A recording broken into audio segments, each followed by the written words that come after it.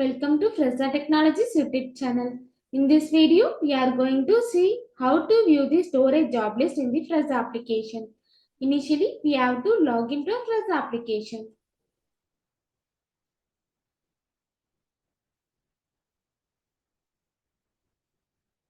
After your successful login, this is how your dashboard looks. Now, go to the warehouse module. Here, we have to select the Report WMS menu under the warehouse module. Now, we have to select the Storage Job List menu.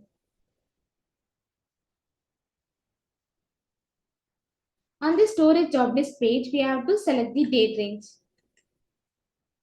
And also, we have to enter the required details.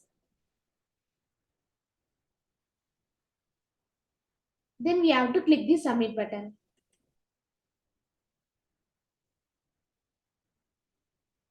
Now, we can see all the storage job list. This is how to view the storage job list in the Fresa application. Thanks for watching.